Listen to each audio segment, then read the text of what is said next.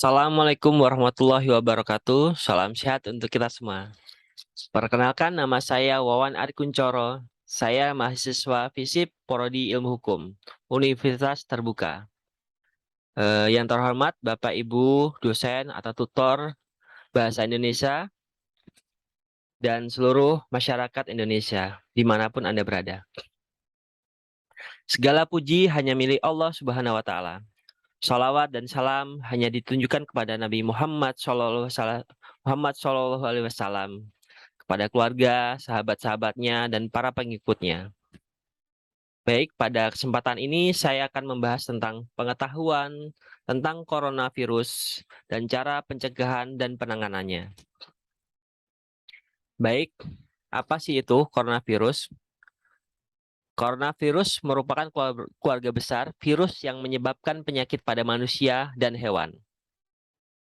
Pada manusia biasanya menyebabkan penyakit infeksi saluran pernapasan melalui flu biasa hingga penyakit yang serius seperti Middle East Respiratory Syndrome atau MERS dan sindrom pernapasan akut atau berat.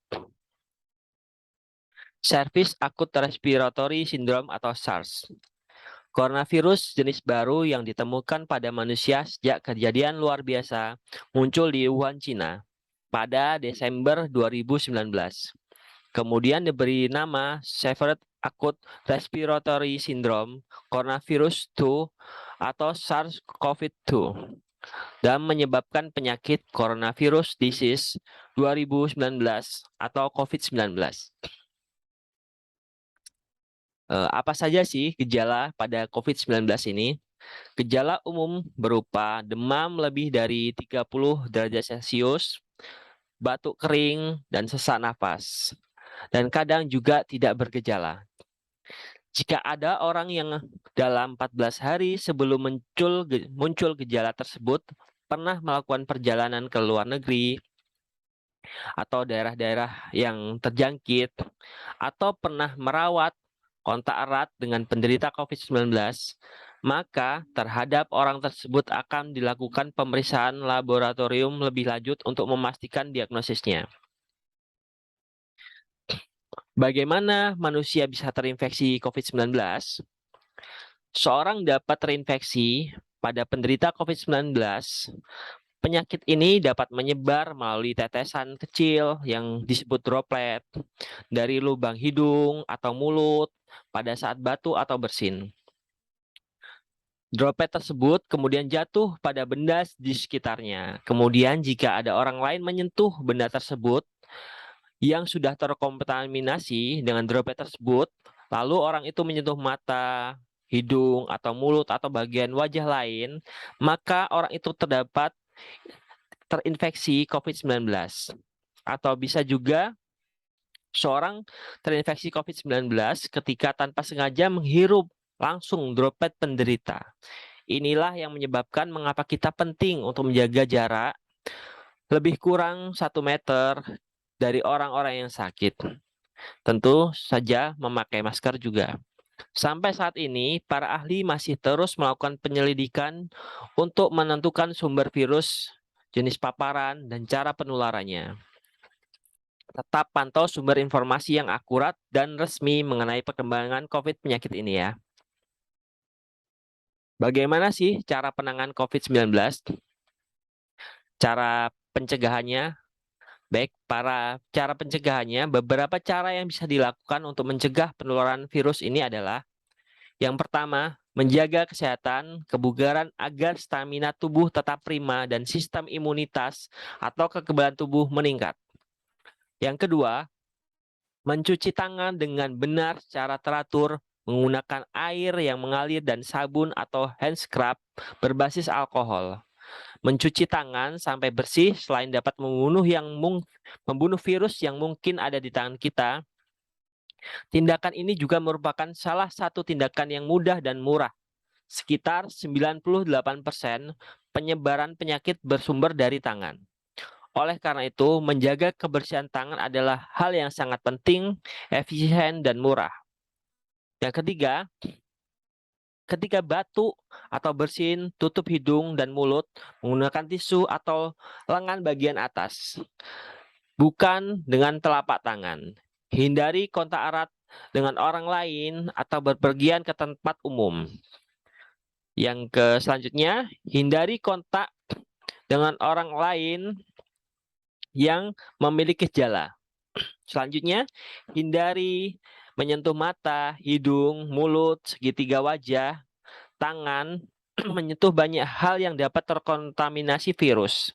Jadi, jika kita menyentuh mata, hidung, dan mulut, dan tangan yang terkontaminasi, maka virus dapat dengan mudah masuk ke tubuh kita.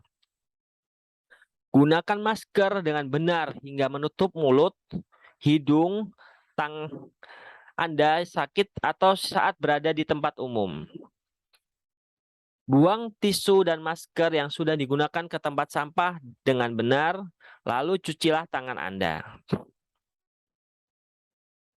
Menunda perjalanan ke daerah atau negara di mana virus ini ditemukan.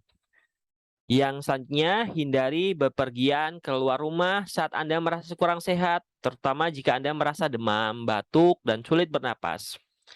Segera hubungi petugas kesehatan terdekat dan mintalah bantuan mereka. Sampaikan pada petugas dalam 14 hari sebelumnya Anda pernah melakukan perjalanan atau pernah kontak erat. Selalu pantau perkembangan penyakit COVID-19 dari sumber resmi dan akurat. Ikuti dan informasi dari petugas kesehatan dan dinas kesehatan setempat. Informasi dari sumber yang tepat dapat membantu Anda melindungi diri Anda dari penularan dan penyebaran penyakit ini. Oke, bagaimana sih penanganannya jika sudah tertular? Yaitu yang pertama, setelah terpapar ke orang yang terinfeksi COVID-19, lakukan tindakan berikut. Hubungi penyedia layanan kesehatan atau hotline COVID-19 untuk mendapatkan informasi terkait tempat dan waktu menjalani tes. 2. Taati prosedur pelacakan kontak untuk menghentikan penyebaran virus. 3. Jika tes tidak tersedia, tetaplah stay di rumah dan jangan melakukan kontak erat dengan orang lain selama 14 hari ke depan. Selama masa karantina, jangan pergi ke tempat ramai, sekolah, kantor, atau tempat-tempat umum yang lain. Mintalah seorang mencukupi kebutuhan Anda. Yang selanjutnya, jaga jarak minimal 1 meter dari orang lain, termasuk anggota keluarga Anda. Yang selanjutnya, gunakan masker medis untuk melindungi orang lain, termasuk ketika Anda perlu meminta perawatan medis. Cuci tangan secara rutin. Gunakan ruangan yang terpisah dari keluarga Anda. Pastikan ventilasi selalu baik. Jika menggunakan kamar yang bersama, usahakan jaga jarak. Amati diri Anda apakah ada gejala selama 14 hari. Segera hubungi penyedia layanan kesehatan jika Anda mengalami salah satu tanda bahaya seperti sulit bernapas, sulit berbicara, atau bergerak, bingung merasakan nyeri dada. Tetaplah positif dengan terus berinteraksi dengan orang-orang terdekat melalui telepon dan internet, dan jangan berolahraga dan tetap berolahraga di rumah. Jaga imunitas, makan makanan yang bergizi, dan berpikir positif. Baik, sekian, terima kasih telah menonton penjelasan tentang COVID-19. Pesan, jika memang sudah mengalami gejala, segera menghubungi dan mendatangi petugas medis di sekitar Anda.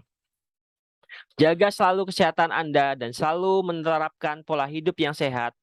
Protokol kesehatan COVID-19. Mohon maaf apabila ada kesalahan. Waalaikumsalam warahmatullahi wabarakatuh.